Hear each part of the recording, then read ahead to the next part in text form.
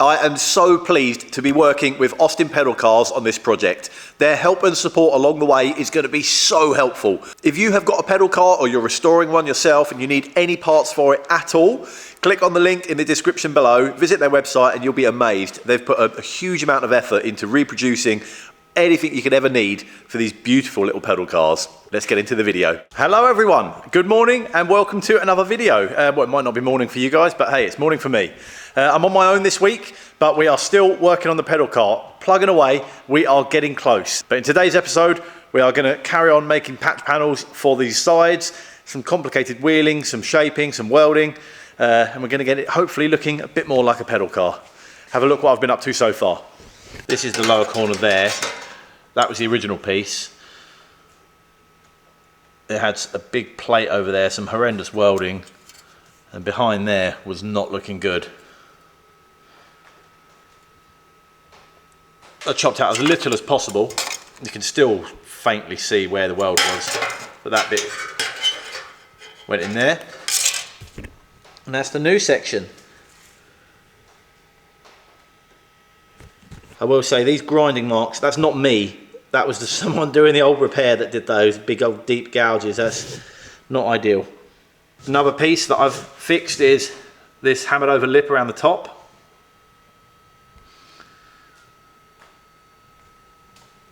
This actually has a sort of rolled edge that goes up and over.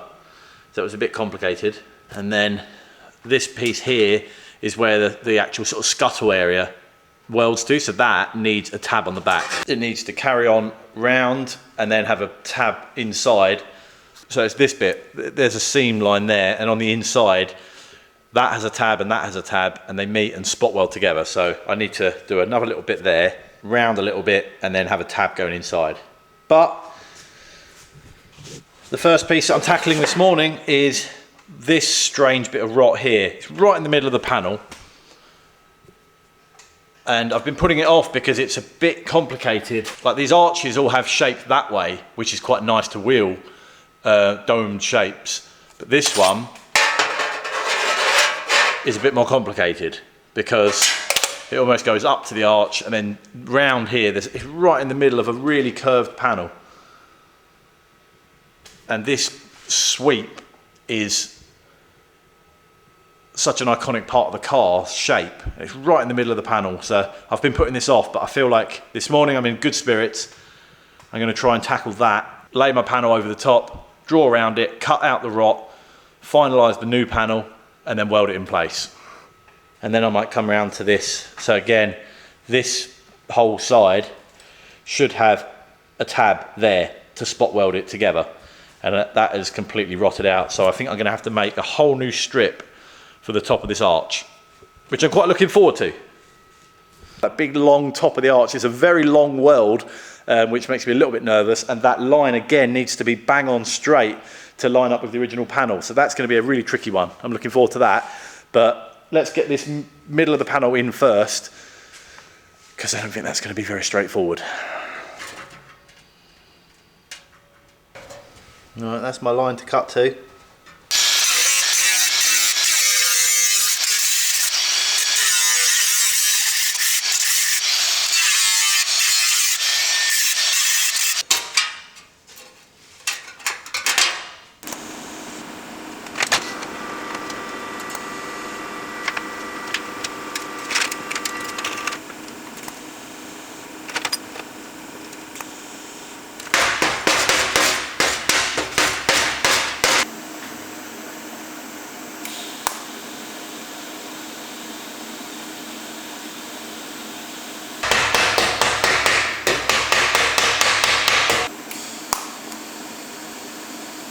As you can see here, I've got the panel formed. It was actually quite straightforward in the end because there wasn't too much shape in one direction. So it was fairly straightforward to make. And you can see I'm just welding this in, tack at a time, small tack, hold it in place, a little bit of hammering, another tack, work my way around the whole panel.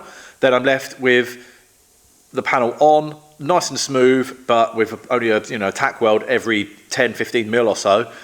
Then that process carries on and I just go around and join the dots and weld the whole thing together, and then I'm left with this. That is the new panel fully welded in place. Now I've got probably an hour or so's worth of grinding, hammering, planishing, smoothing, sanding to get that ground down and smooth and sort of panel beaten into shape, somewhere near the final shape. Once it's actually a car, we can actually go back and finalise all the little bits.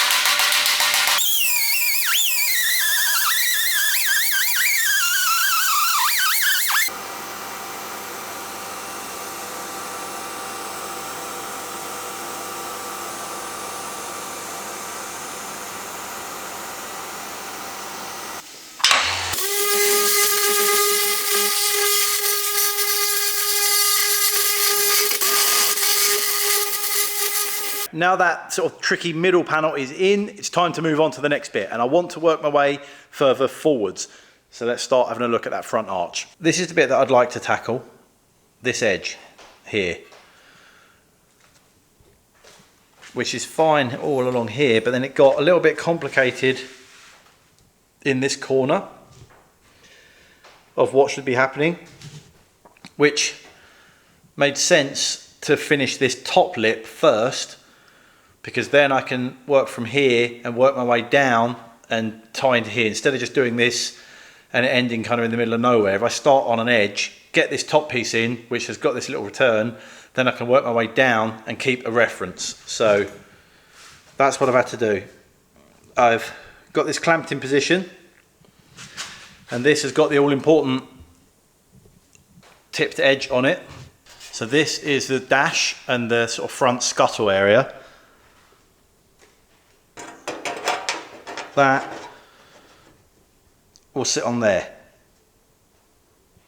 And you can see how that little joggled edge is where the bonnet shuts. I hope that makes sense. It's tricky doing this all on my own, trying to hold bits and film things and show you what I'm doing. But I've basically made that top little return the right shape, because the original one was completely rotten and I had to cut it off. That's done. It was very time consuming working out how high it should be, because that is where the bonnet sits, so it needs to be exactly right. Whether it is exactly right, I don't really know, and I won't know honestly until the bonnet is on, but I can't even try and mock that up yet. So I'm going to get this little patch welded on and then work my way hopefully down to that front arch.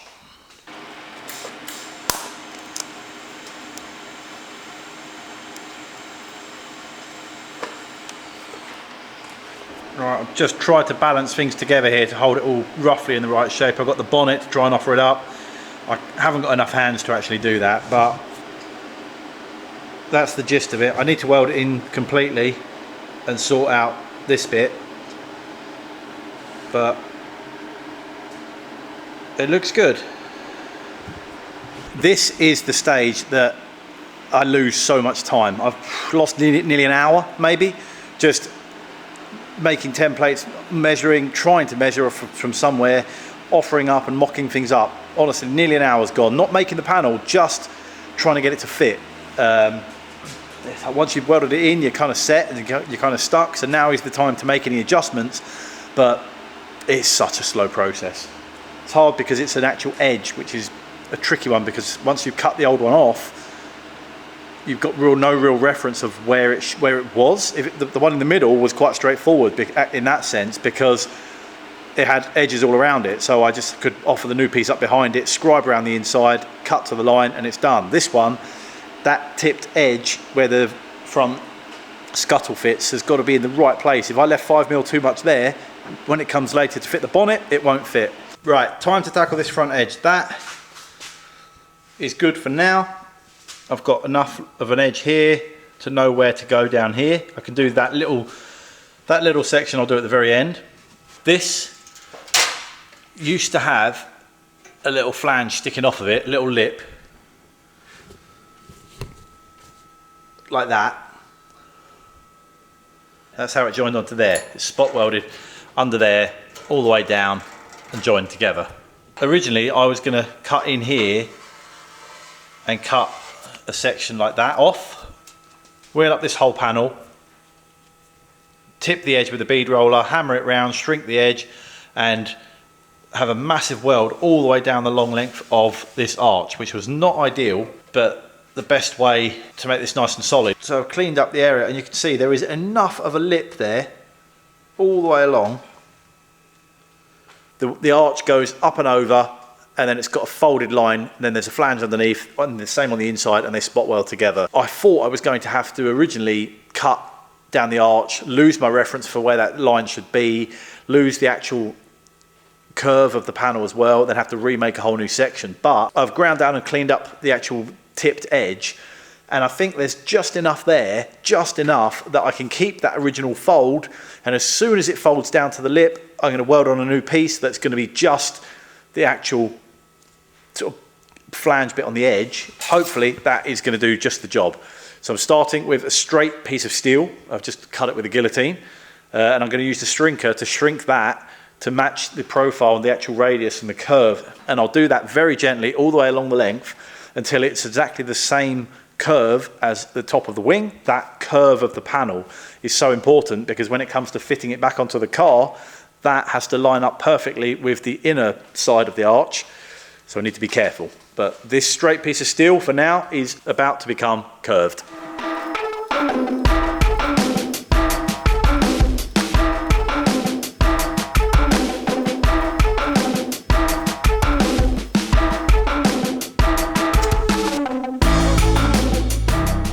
Right, it's got a bit of curve in it, but not quite enough yet. So a bit of a way to go. I'll go through that again, and every single time I pass it through, I'll check it against the actual original, make sure, keep doing it until it's exactly the same curve.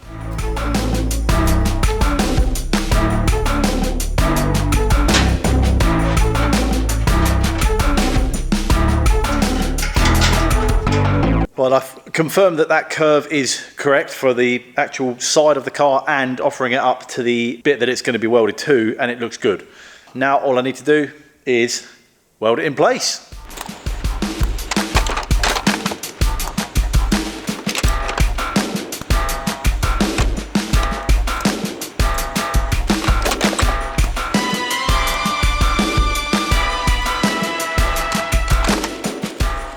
The line that I'd ground wasn't perfectly straight, so I put the lip underneath, scribed along it and ground the new panel to fit, to keep as much of the original panel as I can, so it's not a dead straight line. It's wavy, but they're both butted up to each other, not just laid underneath. They're actually butted up together. So I'm going to do a big weld across there now, grind that down, and you'll never know that we've been there.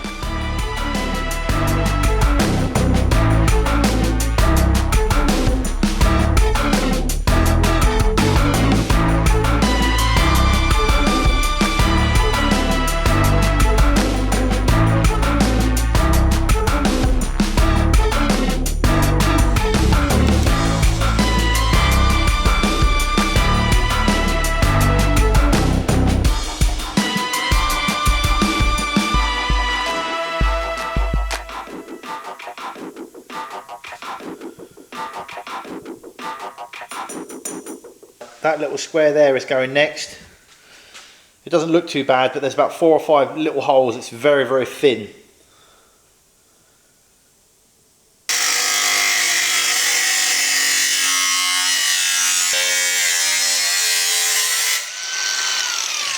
I've got such a graveyard of wrong pieces from trying to make other panels. I'm keeping all of them, and I've ended up with like random bits like this, which have got a lot of shape to them.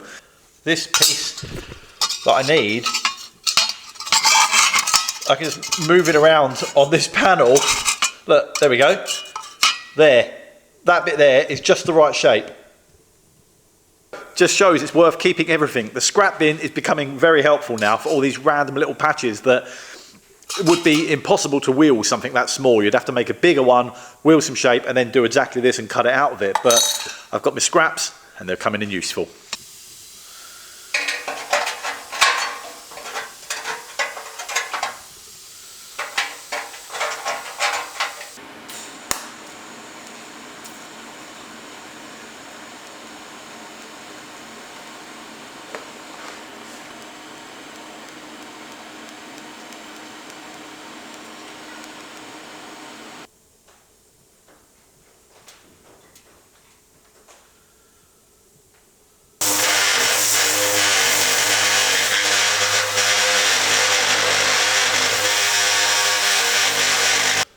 whole aperture up there, done.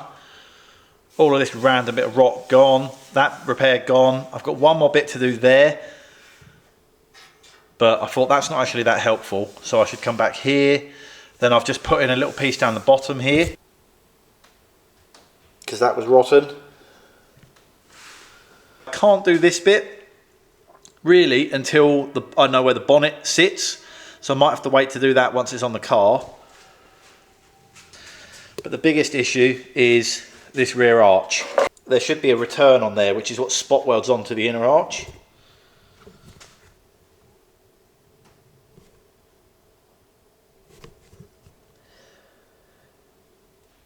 Should look like that. Trying to make that rear arch slightly terrifies me. I did have a quick word with Jeff Moss, MPH Motor Panels, and for a bit of advice, and he said do it big and trim it down afterwards. Don't try and cut half a circle, like a rainbow sort of shape essentially. So do it big, wheel it, shrink it, get it where you want it, then trim it afterwards. So that's where I am. I've got my square of metal, I've just sort of roughly marked it up, started wheeling, one little shrink, and it's getting there, but I've got a long way to go to get this to fit, and then start trimming. I've split it in half. I'm only going to do this half first. A bit more to do, but you get the gist. I'll do that, remove as little as possible from the original. This will end up getting trimmed down an awful lot, but you can see where we're going.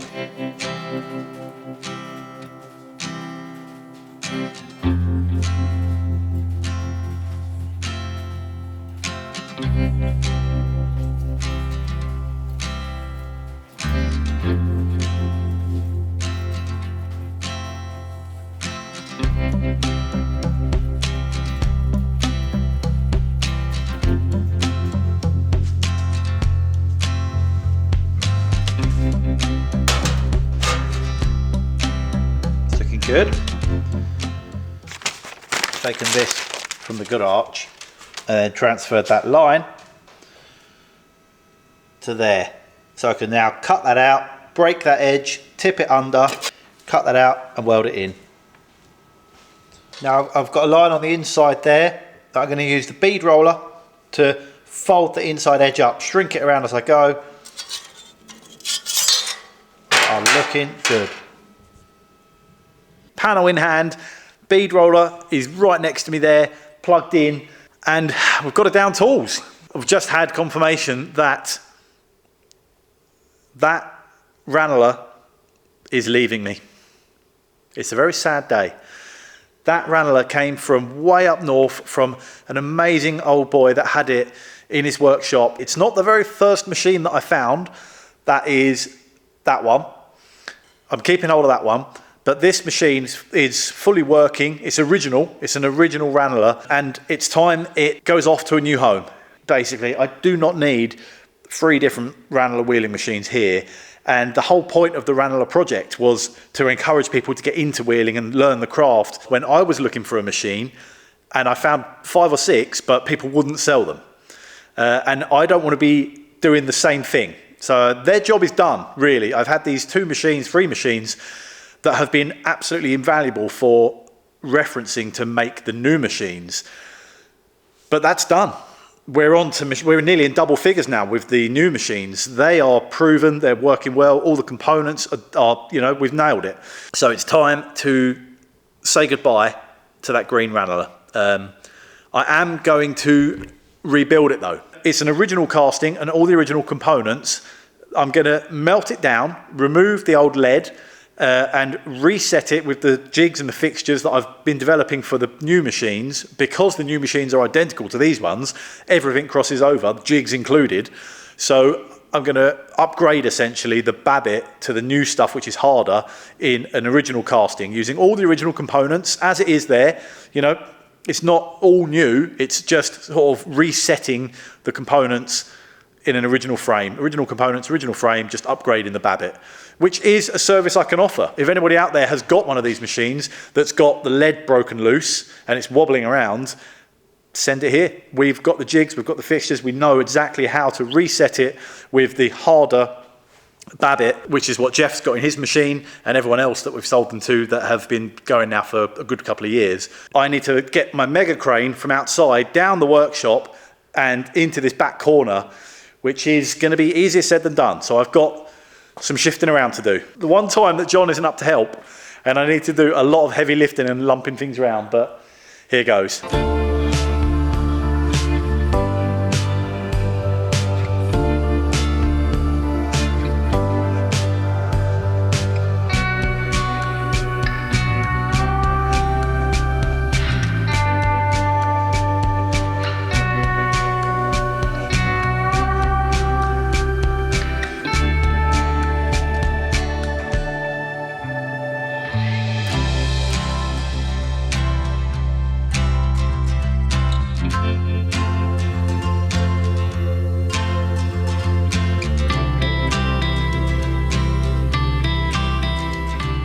Mid-move and disaster has struck. My mega crane is starting to give up. I think it's sprung a leak.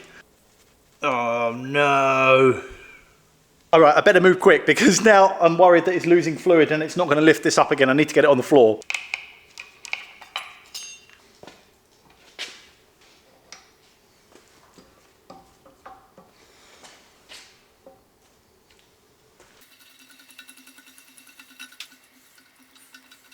The Babbitt that's in this machine, the original machine, is mostly lead, and I don't really fancy breathing that in. So, mast up, roller shutters open, let's fire up the oxyacetylene and melt out this lead.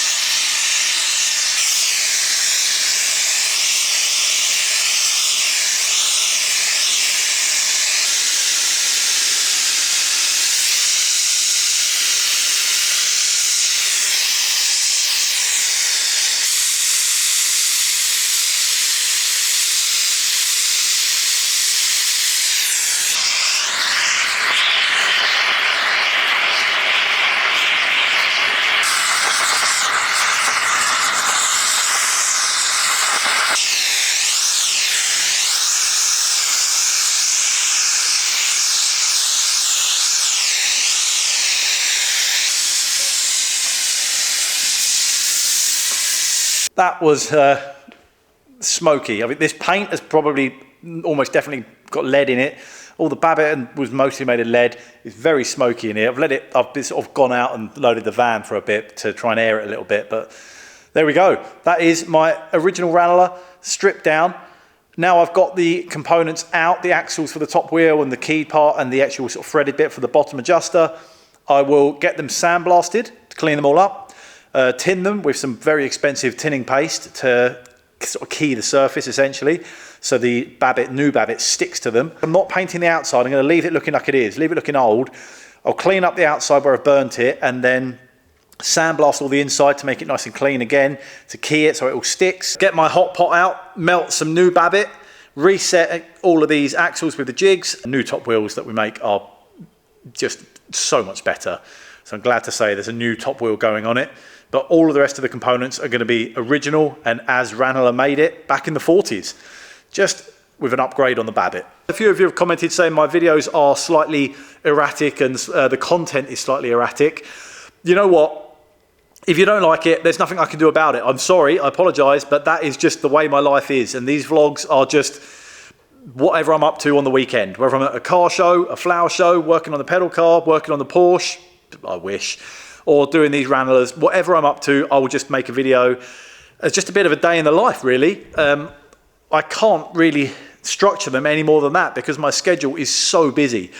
And over the next 2 months, we are filming the repair shop.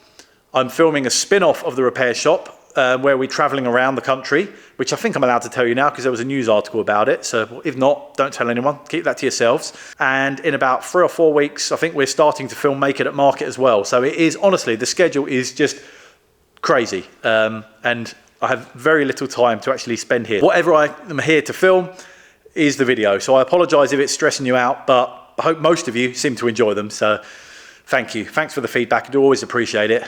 And until next time, I'll see you next week, Sunday, 5 p.m. Make sure you subscribe. We really appreciate it. Thank you so much for everybody for watching, and we'll see you next week. Bye-bye.